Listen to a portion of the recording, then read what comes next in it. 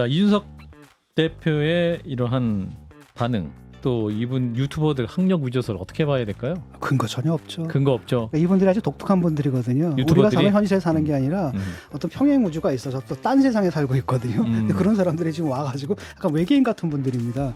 두 가지 점인데, 하나는 바로 모든 그 추론하는 거 있죠. 이성, 그 추론하는 능력, 추론하는 그 스타일이 음모론적 사유를 해요. 요만한 거 있으면 이리 붙이고 저리 붙이고 해서 사실에다 온갖 상상들을 붙여가지고 하나의 허구 사실 만들고 그 현실로 착각하는 이런 버릇들이 있고요. 두 번째는 감정의 측면에서는 감정 억제가 안 되는 사람들이에요. 특히 이 증오의 감정. 그러니까 아무리 사실이 등다 하더라도 자기가 싫어하는 대상에 관한 거는 어쨌든 이 증오의 감정이 너무 커가지고 사실을 사실로 받아들이진 않거든요.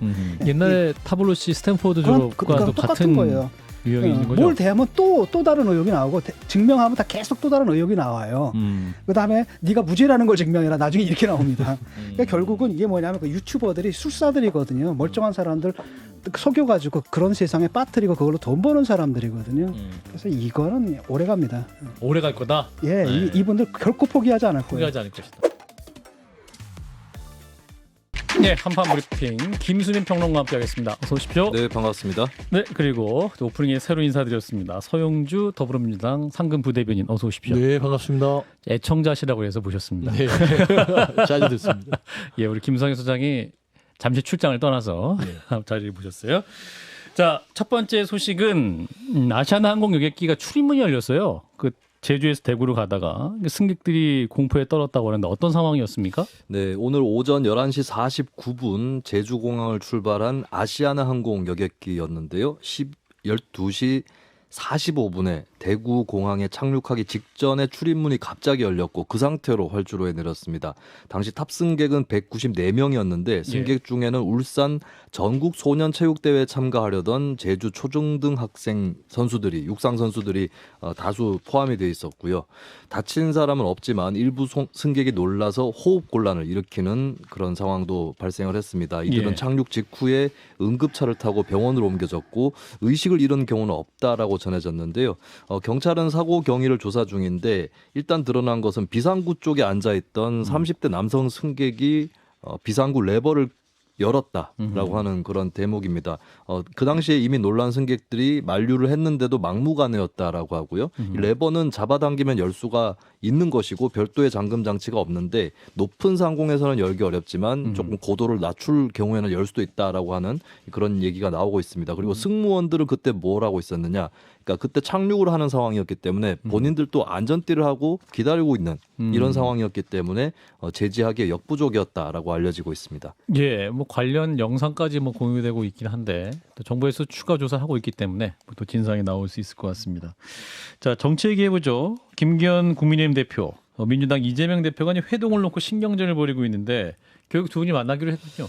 네, 이 신경전은 발단이 이제 어제 김기현 대표가 노무현 전 대통령 추도식에서 있었던 일을 꺼내면서 이 일이 화제가 됐는데요. 이 자리에서 김 대표가 밝히길 그 당시 추도식 자리에서 이재명 대표에게 얼굴을 한번 봅시다. 밥이라도 먹고 소주를 한잔 하든지라고 했더니 이재명 대표가 국민들이 밥만 먹으면 안 좋아해요라고 했다라고 기자들에게 밝혔습니다.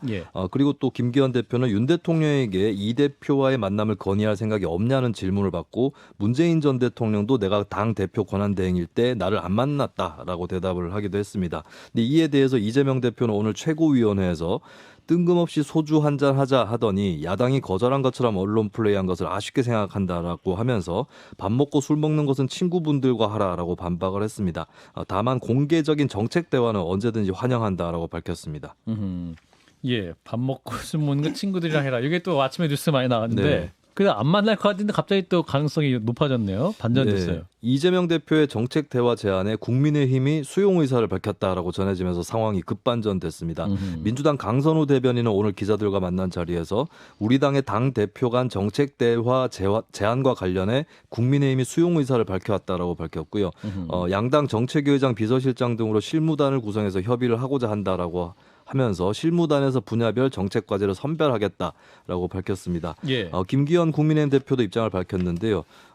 기자들과 만난 자리에서 정책 토론을 공개적으로 하자는 거 적극 환영한다. 다만 방식은 TV 토론이 가장 좋을 듯하다라고 하면서 TV 토론 방식을 역제안하는 그런 모습을 보여줬습니다. 일단은 당대표 비서실장 정책위의장 중심으로 각 당의 실무자들이 모여서 논의에 착수를 한 것으로 알려져 있고요. 만약에 양당 대표가 만나게 되면은 38 국민의힘 전당대회에서 김기현 대표가 선출된 이후에 두 번째 만남이 되는 것이고, 그리고 이르면 다음 주 초에 회동하게 될 수 있다라는 관측도 나옵니다. 그렇군요. 신경전이 다소 있었지만 이제 여야 간 대표가 만난다는 건데 TV 토론 볼 수 있을까요? 재친 작가님, 두 대표의 설전. 저는 뭐 긍정적으로 평가합니다. 네. 일단은 두 당이 만나서 대화를 한다는 것 자체가 중요하고요. 김기현 대표도 잃을 게 없죠. 왜냐하면 그나마 존재감이 없는데 이걸 통해서 이제 당 대표로서 존재감을 여야구도. 확실하게 부각시킬 수가 있거든요. 예. 다른 한편 이재명 대표도 대통령과의 면담은 뭐 실패를 했지만 대화는 실패를 했지만 그 집권 여당과의 대화를 통해 가지고 또 자기 역시 윈윈할 수 있는 관계라고 생각을 합니다. 자기 예. 존재감을 드러낼 수 있고. 그다음 TV 토론을 통해 가지고 뭐 여러 가지 얘기를 할 수가 있겠지만 이제 당장 문제가 되는 게 이제 여기 가면 또 이게 같이 철학의 싸움이 되면 안 되거든요. 현안을 놓고 예를 들어 가지고 지금 문제가 됐던 간호사법 간호법. 같은 거 있지 않습니까? 간호법 같은 경우에는 재의결을 해야 되는데 다시 타협의 여지는 없는가, 협상 여지는 없는가. 그다음에 그 노란봉투법 같은 것도 입법 예고가 돼 있단 말이죠. 이 부분에 대해서 국힘의 문제는 뭐냐면 도대체 이 법안 자체가 갖고 있는 취지 이거는 타당하잖아요. 근데 그것 자체를 인정을 안 하고 아예 대화를 안 해버리거든요. 그러니까 민주당에서는 강제 입법을 한번 해버리는 거고 무리한 입법을 해버리는 거고 예. 대통령 거부권 행사하는 비토크라시가 있단 말이죠. 이 부분에 대해서 좀 성의를 가지고 서로 반대를 한다 하더라도 반대하는 이유들을 좀 합리적으로 설명하고 그다음에 어느 정도까지 우리가 양보할 수 있는지 그런 식의 그 거리를 토론. 좁히는 토론이 됐으면 좋겠어요. 더 서로 싸우고 정책 공략하고 이러면 국민들이 안 하니만 못하다라고 판단할 겁니다. 예, 민주당 입장을 바로 듣겠습니다. 서영주 대변인. 지금 관련 논의가 어떻게 되고 있습니까? 민주당에서는 일단은 이제 그거죠. 순서 자체가 김기현 대표가 만나자고 하는 거는 환영할 일입니다. 네. 그런 태도들은 한 1년 만이죠. 1년이 넘었죠. 여야가 만나는 거 뭐 대통령은 뭐 야당 취급을 안 하고 있으니까. 아마 이제 이재명 대표께서 김기현 대표가 그런 제안을 했을 때 너무 예. 가볍다라고 생각했던 것 같아요. 그러니까 좀 이걸 진지하게 얘기를 해야 되는데 언론 플레이 하듯이 그냥 뭐 내가 뭐 밥 한번 먹자고 했는데 안 보자고 하더라. 그게 좀 기분 안 좋잖아요. 아, 이재명 대표 입장에서는 그렇죠. 그러니까 야당 대표로서 그동안 1년 동안 무도하게 현 정부와 집권 야당이 그렇게 막 공격을 했잖아요. 그런데 그냥 쓰고 와서 우리 밥 한번 먹읍시다. 그러면 이재명 대표가 아 그래요 좋아요. 이거 좀 모양새 빠지잖아요. 그런데 만나야 된다라는 입장에 있어서는 분명히 뜻을 전달했습니다. 만난다면 예. 우리가 국민들 보기에 그렇게 가볍게 만나지 말고 정책 제안을 할 수 있는 그런 자리를 만들어 보자. 그래서 던졌던 거예요. 그래서 봤더니 김기현 대표가 그러면 TV 토론 하자. 다시 우리의 입장을 수용을 해서 오늘 방금 뭐 민주당 대변인실에서는 환영한다 수용하고 TV 토론. 그렇죠. TV 토론 하자. 그래서 실무협의를 진행하자고 한 상태입니다. 그러니까 지금 현재 봐서는 저는 좀 우려스러운 게 뭐 비꼬는 건 아니고요. 김기현 대표가 용산의 허락을 받았는지는 모르겠어요. 저는 그런 생각이 드는데 아마 예. 허락이 있었으니까 했겠죠.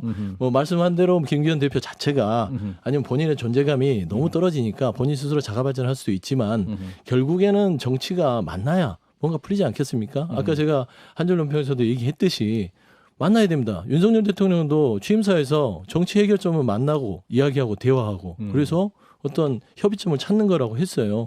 그랬으면 이런 시점에 있어서는 김기현 대표의 이런 제안들이 다소 좀 해프닝이 있었으나 결론적으로는 TV 토론을 하게 돼서 뭐 환영한다. 그런 입장입니다. 예. 자, 의제도 좀 중요한 관심사일 텐데 김수인 평론가 또 어떤 의제가 논의될까요? 뭐 국회에 네. 계류된 법들. 아무래도 아까 진중권 작가께서도 언급을 했지만 이제 민주당에서는 통과를 시켰거나 시키려고 하는 법안 그리고 대통령 측에서는 거부권을 행사하려고 하는 법안 이걸 놓고 이제 사실 국민들이 보기에도 이제 뭐 일일이 법안의 옳고 그름을 가릴 수 없다 할지라도 계속 저런 식으로 운영을 하면 곤란하지 않을까 이런 생각들을 갖고 있는데 그러면 우선순위라든지 절충이나 타협의 가능성이라든지 서로 간에 이제 어느 쪽 법안에 더 우선순위를 두고 있느냐 이런 얘기들을 또 나눠 봄직하기 때문에 아무래도 그 전부터 일단은 도마 위에 올라갈 것으로 보이고 하나 더 하자면 이제 뭐 후쿠시마 오염수 방류 문제 이런 것들이 거론이 될 것으로 전망이 됩니다. 예. 아무튼 뭐 의제 문제로 어그러지지 않고 잘 되면 좋겠습니다. 쉽지 않을 것 같아요. 근데 쉽지 이게 않습니까? 의제 자체가 의제가? 1년 의제 동안 논의가? 너무 마음이 멀어져 있어서 아, 그래요? 이 해빙하는 시간이 꽤 걸릴 것 같고요. 아, 제가 봐서는 외교 문제 부분에 있어서는 아. 이게 평행선을 달 수밖에 없지 않겠습니까? 예, 그리고 그 모습이라도 보여주세요. 뭐 그러면 좋겠죠. 그런 예. 모습을 보여드리도록 하겠습니다. 알겠습니다. 그리고 이제 김기현 원내대표의 김기현 대표의 대표. 네. 특유의 퍼스널리티도 좀 작용을 한 것 같은데 제가 아. 아까 소개를 못 해드렸는데 예. 이제 밥 먹고 술 먹는 건 친구끼리 하는 거다라는 이재명 대표의 언급에 대해서 자신은 이재명 대표를 친구라고 생각한다. 언급을 괜찮네. 하게 됐어요. 괜찮아요. 그래서 그런 부분들도 좀 어떻게 보면 두 사람의 성격이 굉장히 좀 대조적이라고 볼 수도 있는데 아하. 그게 오히려 이제 더 맞아떨어질지 이런 것들도 한번 지켜보면 될 것 같습니다. 그러니까 훅을 날려주는데 이게 잽같이 쫙 비껴 맞는 거네, 그죠? 비껴 맞아서. 야, 괜찮아요, 괜찮아요. 자, 토론은 한판 승부도 열려 있으니까 양당 대표께서는 참고해 주시기 바라고. 자, 이어서 중앙선거관리위원회 상황이 심상치 않은데 사무총장과 사무처장 자진 사퇴했네요. 네, 중앙선관위 박찬진 사무총장과 송봉섭 사무차장이 자녀 특혜 채용 의혹으로 어제 자진 사퇴했습니다. 국민의힘 이만희 의원에 따르면 박 총장의 자녀는 2022년 광주 남구 9급 공무원에서 전남 강진군 선관위 경력직으로 채용돼서 6개월 반 만에 8급으로 승진을 했고 송 차장 자녀는 2018년 충남 보령시 8급 공무원에서 충북 선관위로 옮겨서 1년 3개월 만에 7급으로 승진했다라고 알려졌습니다. 예. 현재까지 국민의힘이 조사한 바로는 선관위 전현직 고위 간부 자녀가 경력 채용된 것으로 확인된 사례는 6건이고요. 여기에 더 나아가서 국민의힘은 노태학 선관위원장의 사퇴까지 압박하면서 공세를 이어가고 있습니다. 한편 민주당에서는 선관위 흔들기로 의심하는 기류가 있는데요. 김한규 원내대변인은 자녀 특혜 채용은 변명의 여지가 없지만 과거 대국민 심리전을 펼치면서 부정선거에 앞장섰던 국정원이 보안 컨설팅에 나서는 것은 생뚱맞다 이런 지적을 했습니다. 예, 자, 일단 뭐 중앙선관위 그동안 독립성 때문에 그동안 뭐랄까요 검증을 좀 받지 않았다 이런 지적도 있었고 이제 이번 논란을 보면서 어떻게 봐야 될까요? 뭐 이론의 여지는 없습니다만. 예, 뭐 전반적으로 뭐 그거 사실이죠. 전방위적 사정이 좀 이루어지고 있지 않습니까? 심지어는 노조하고 이제 시민단체까지 갔는데. 현 정부에서. 예. 그런 부분은 분명히 있지만 뭐 자녀 특혜 채용 이건 뭐 변명의 여지가 없지 않습니까? 예. 그래서 그럼 뭐 민주당의 우려는 이해를 하지만은 그것은 그런 우려를 하기엔 너무 이르다. 일단 좀 지켜보자. 일단 이건 잘못된 거 분명히 바로 잡고 그 다음에 그걸 이용해가지고 그들이 예컨대 중앙선관위원회에 대해서 자신들의 뭐 정치적 영향을 갖다가 행사하려고 하거나 강화하려고 하거나 그런 시도가 있을 때 그때 비판해도 늦지 않는다 싶어요. 예, 서영주 대변인. 네, 뭐 이거 자녀 특혜 채용 부분은 뭐 이건 변명의 여지가 없지 않겠어요? 이분들이 사퇴를 하는 것들은 당연히 고위공직자로서 사퇴를 해야 되면 마땅하고요. 예. 근데 이제 뭐 아까 말씀드렸지만 이 정부가 들어서서요 너무 전방위적으로 사정을 합니다. 전 정부의 인사를 흔들기 위해서. 저는 처음에는 그냥 자녀 특혜 의혹이라서 사무총장과 차장이 그냥 사퇴한 걸로만 봤어요. 근데 국민의힘에서 정쟁으로 들어가는 게 선거관리위원장을 사퇴하자는 하라고 그러잖아요. 아예 다릅니다. 선관위의 구조 자체가 선관위원장은요 비상임이잖아요. 근데 결국에 실무는 사무처장이 하는 겁니다. 근데 그거를 끌어들여서 전임 정부에서 임명한 그러니까 김명수 대법관이 임명한 선거위원장을 건드려서 흔들려는 거예요. 그러니까 이런 의도들이 의심을 가게 만드는 겁니다. 그런 차원에서는 그런 의심이 되지 않도록 국민의힘도 있는 그대로 자녀 특혜 채용 의혹에 대해서만 밝혀서 제도적 개혁을 하고요. 그다음에 선관위에서도 독립적인 부분에 있어서 이런 부분들이 계속 반복이 된다면 제도적으로 보완을 해야죠. 법률적으로나. 그렇게 가는 게 올바를 것 같습니다. 한 가지는 이제 저는 아주 박장대소를 했는데 국민의힘에서 시민단체 정상화위원회를 만들었더라고요. 이분들 미쳤나 이런 생각이 들었거든요. 자기들이 시민단체를 어떻게 정상화를 해. 이 발상법 자체가 굉장히 위험하지 않습니까? 이분들이 사고방식이 상당히 민주주의하고 거리가 멀다. 근데 그런 생각 자체를 못하는 것 같아요. 이분들이. 그래서 저는 이런 것들 보고 야 이거는 좀 웬만하면 좀 위협을 느끼는데 하타 어처구니가 없어가지고 웃음이 터지더라고요. 이런 짓 좀 안 했으면 좋겠어요. 모든 게 이제 저 잠깐만 덧붙이면 지금 뭐 거부권도 저희가 주장했던 게 그겁니다. 정부가 입법부 위에 있으려고 그래요. 그러니까 내 입맛에 정부의 입맛에 맞는 법안만 올려. 안 그러면 다 거부할 거야. 이런 식이거든요. 그러니까 제왕적이다, 권위적이다라는 게 시민단체, 노조, 모든 시민과 국민들을 밑에 두려고 하는 그런 모습들이 보여서 좀 그러지 않았으면 좋겠습니다. 네, 그 얘기는 여기까지. 자, 이어서 민주당 전당대회 돈봉투 의혹의 핵심 피의자죠. 윤관석, 이성만 의원. 최근 그 휴대전화를 교체한 것으로 드러나가지고 또 증거인멸 의혹이 있다는 소식이군요. 네, 지난 5월 24일 검찰이 청구한 윤관석 의원에 대한 구속영장 청구서에 압수수색 직전 휴대전화를 교체한 점이 증거인멸 정황으로 기재됐다 이렇게 알려졌습니다. 지난 4월 12일 윤 의원의 주거지 등을 대대적으로 압색하면서 확보한 휴대전화는 메시지 등이 저장되지 않은 소위 깡통폰이었다고 하는 것이고요. 또 다른 인물로 핵심 인물로 꼽히고 있는 강래구 전 한국수자원공사 상임감사위원 등과 여러 차례 통화하면서 말맞추기를 한 사실도 구속 필요 사유에 포함됐습니다. 예. 같은 날 압수수색 대상이었던 이성만 의원의 휴대전화도 몇 달 전 새로 교체된 것으로 알려졌고 한편 송영길 전 대표 외곽조직 평화와 먹고사는 문제연구소의 일부 컴퓨터 하드디스크는 첫 압수수색이 이뤄지기 전에 교체됐다라고 파악이 됐습니다. 예. 법무부는 대통령 재가를 거쳐 윤관석, 이성만 의원에 대한 체포동의 요구서를 국회에 제출할 계획인데요. 5월 30일 본회의에서 보고가 된 다음에 6월 임시국회 첫 본회의에서 표결할 것이다라는 그런 관측이 유력합니다. 예. 그리고 이제 자금 조달책으로 지목되고 있는 강래구 전 한국감사협회장 오늘 구속 기소됐네요. 네, 서울중앙지검 반부패 수사 2부는 오늘 정당법, 정치자금법 위반 그리고 뇌물수수 혐의로 강 전 회장을 구속 기소했습니다. 검찰이 지난달 대대적인 압수수색에 나서면서 본격적인 수사에 나선 이후에 처음으로 사건 관련자가 기소가 된 사례고요. 예. 강 회장은 재작년 민주당 당대표 경선을 앞두고 송영길 후보를 당선시키려고 당직자들과 공모해 선거 관계자들에게 금품 9,400만 원을 살포한 혐의를 받고 있습니다. 예, 이렇게 이제 민주당 전당대회 돈봉투 의혹에 단초가 된 것이 이정근 전 사무부 총장의 그 통화 녹음, 녹취 파일 때문인데 한편으로 이정근 노트가 또 존재하고 있다 해서 관심을 모았는데 오늘은 또 등장인물의 실명이 공개 보도됐습니다. 네, 시사저널이 지난 4월 21일 처음 보도했던 이정근 노트에 따르면 사업가 박우식 씨가 이정근 전 부총장에게 100억 원짜리 양도성 예금 증서 30장을 보여주면서 너는 이런 것도 못 받고 뭐 했냐 이렇게 얘기를 하고 또 이것을 어느 의원을 통해서 바꿨다 이렇게 밝혔다는 내용이 전해졌었습니다. 예. 그때는 익명으로 보도가 됐었는데요. 노트에 적힌 실명에 대해서 시사저널이 민주당 비명계 이원욱 의원이다. 라고 보도를 했습니다. 예. 그리고 이재명 대표 측근 그룹인 7인의 소속으로 인사청탁, 알선 등에 대해서 주로 텔레그램을 주고받았다라고 했던 의원은 김병욱 의원이라고 적혀 있었고요.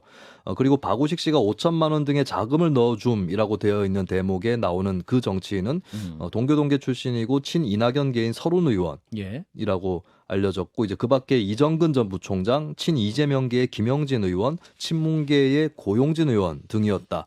라고 보도가 됐습니다. 예.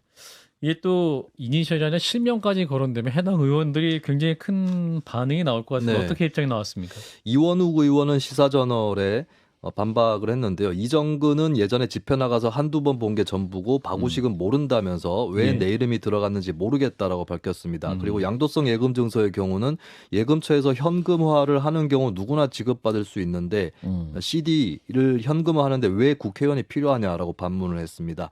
김병욱 의원은 사실이 아니다. 서른 의원도 이정근이든 박우식이든 일면식도 없는 사람들이다라고 밝혔고 서로 의원은 거짓 폭로에 대한 죄값을 치르게 하겠다라고 반발하기도 했습니다.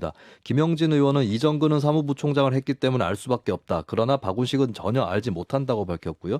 고용진 의원은 이정근은 공식 회의 때만 봤다. 박우식은 기본적으로 관계나 교류가 없었다라고 밝혔습니다. 예. 자, 일단은 윤관석, 이성만 의원의 휴대전화 교체로 인한 증거인멸 정황 어떻게 보시는지 진 작가님부터. 그건 피의자의 권리 아니겠습니까? 자기 증거를 자기가 없애는 건 죄가 안 되니까. 다만 이제 구속영장 발부될 때 법원에서 판단할 때 하나의 근거로 삼겠죠. 네. 서영주 대변인? 같은 의견이에요. 근데 이제 검찰 자체가 이런 식으로 ABC를 다 무시하고요. 하면 안 됩니다. 그러니까 예를 들어서 그 2021년 1월 20일에 서울 남부지검에서 김봉현 라임 사태 연루됐던 분들 중에 검사가 전현직 검사가 4명이었어요. 예. 그런데 그 휴대폰을 모두 교체했거든요. 그래서 기자가 질문을 하죠. 공보관한테 남부지검. 그랬더니 공보관이 하는 말이 본인의 혐의와 관련된 증거를 자신이 인멸하는 경우에는 증거인멸죄가 성립되지 않는다라고 말을 해요. 본인들을 감쌀 때는 이렇게 증거인멸이 안 되고 방어권이고요. 그다음에 본인들이 타켓으로 잡고 표적으로 삼는 국민들, 특히나 민주당 의원들에 대해서는 증거인멸죄로 해서 체포영장을 칩니다. 그리고 정당법으로 치는 거예요. 정치자금법도 입증이 안 됐어요. 굳이 이거를 왜 국회에다 공을 던질까요? 또 이런저런 하는 겁니다. 이런 의도들이 아주 못된 검찰이라고 보는 겁니다. 민주당도 마찬가지로 한동안 비밀번호 안 내놓는다고 뭐라 그랬지 않습니까? 아, 그렇죠. 이건 비밀번호 안 내놓는 문제가 아니라 아예 핸드폰 자체를 없애버리는 거잖아요. 이건 그런 차원의 문제고 그래서 저는 이런 문제 근데 가지고 한동훈 장관은 비밀번호를 풀어야죠. 풀었었으면 불기소가 안 됐죠. 아니, 근데 저는 뭐 그렇게 주장합니다. 그 사람의 개인에 걸리고 그 안에 또 다른 그 사건과 관련 없는 다른 내밀한 게 있으니까 못 풀 수도 있는 거 아니겠습니까? 그러면 뭐 그러면 그럼에도 불구하고 풀어야 된다라고 했던 분들이 지금 이렇게 얘기하면 저는 그거는 굉장히 또- 당혹스러워요. 그때는 또 그렇게 주장해야죠.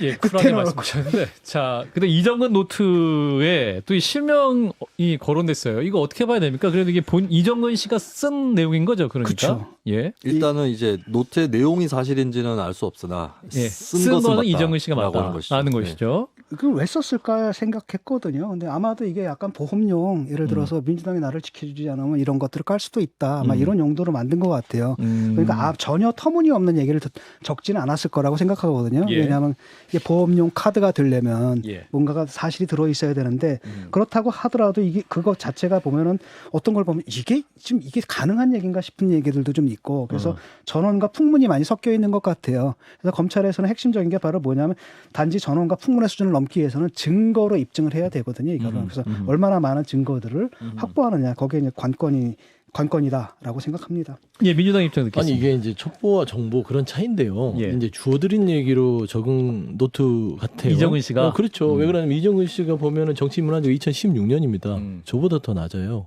짬밥이요. 근데 알겠습니다. 예를 들면 이분이 뭐 노무현 대통령, 문재인 대통령 쭉 이 정치권의 모든 사람들은 뭐 비자금부터 관련성부터 이런 걸 다 알고 있다. 어떻게 알죠? 알 수가 없어요. 그러니까 여기저기 다니면서 어떤 술자리나 밥자리에서 들은 얘기들을 본인의 상상력을 동원해서 한 것이고 제가 계속 이 관련된 의원들하고 얘기를 해봤습니다. 예. 특히 서른 의원이요. 예. 서른 의원은 제가 같이 일을 해봐서 아는데요. 예. 그분은 이정규 씨를 몰라요. 만난 적도 없어요. 근데 차라리 만나면 만났다고 얘기를 할 텐데 얼굴을 본 사람이 얼굴이 본 사람도 아닌데 이 사람 머릿속에는 왜 서른 의원이 나올까? 이런 것들을 하나씩만 봐더라도 이 자체는 증거 능력도 안 되고요. 얘기 자체가 안 되는 얘기. 성립이 안 된다. 예. 예. 그거 좀 두고 봐야 될 것 같아요. 쉽게 말하면 이제 여기 그 노트에 적힌 것들이 어떤 구체적인 증거나 아니 녹취라든지 왜냐하면 이분이 그 다 녹음을 다 해놨거든요. 그러니까 그거라 뒷받침된다라고 한다면 그건 증거가 되는 것이고요. 그런데 전혀 터무니없지만은 않다고 보고 사실은 이게 이제 뭘 건드린 거냐면 굉장히 큰 문제거든요. 민주당이 이른바 지하 경제를 건드린 문제라서 이게 얼마나 드러날지 그러니까 모르겠지만 이정규 씨는 지하 경제를 알 수 있는 사람이 아니에요. 지하 경제를 지역에 있습니까? 지하 경제 있는지 없는지는 모르겠지만 있다는 전제잖아요. 아니 정치권의 지하 있는데 모른다는 경제가 뭐 지상 경제도 있고 지하 경제도 있겠죠. 예. 근데 보면 이정근 씨가 그 정도의 능력이 되는 사람이 아니에요. 아, 그렇다. 그러다 보니까 이분이 지금 이런 주장을 하는 걸 보면서 이 정치권에 있는 오래된 내공을 가진 분들은 어처구니가 없죠. 얘 뭐야? 아무것도 모르는데 이걸 왜 이런 소설을 썼지? 이게 다 그냥 여의도 전반의 평가입니다. 일단 지켜보시죠. 지켜보죠. 자, 다음은 이준석 전 대표 얘기인데요.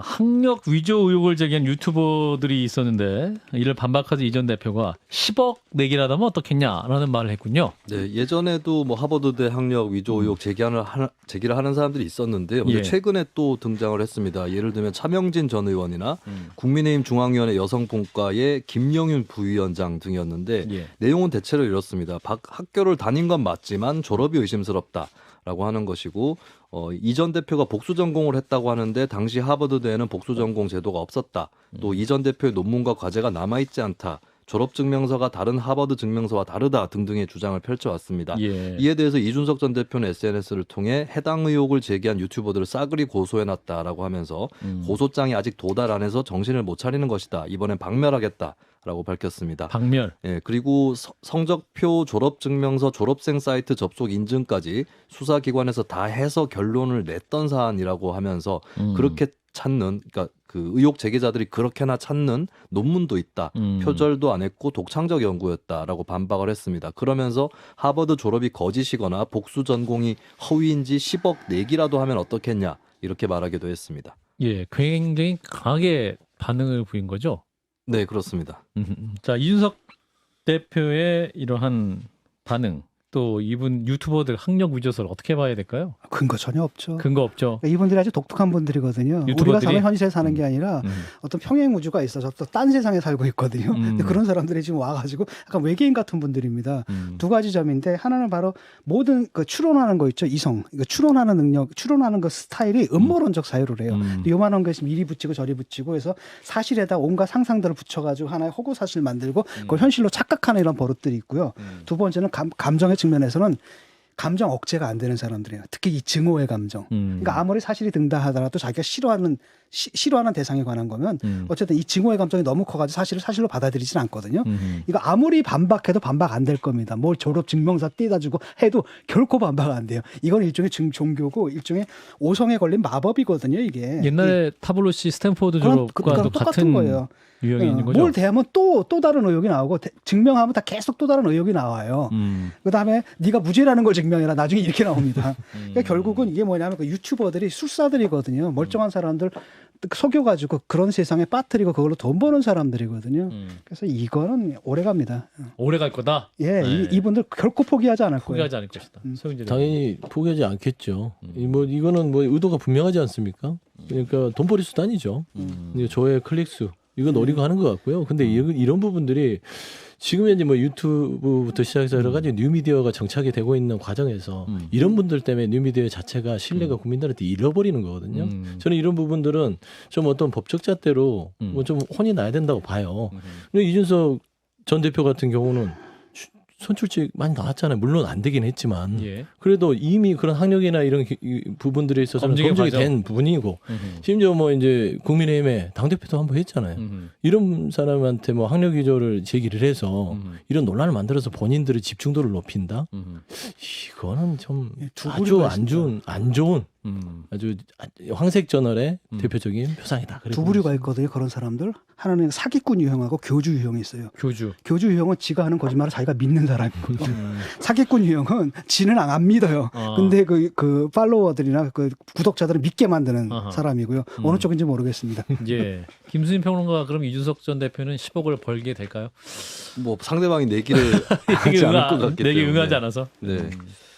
그래요. 아무튼 뭐 참 이런 논란까지 좀 뉴스 다루니 참 안타깝네요. 여기까지 하겠습니다. 김수진 평론가였습니다. 고맙습니다. 네, 감사합니다. 좋아요. 구독. 알림 설정.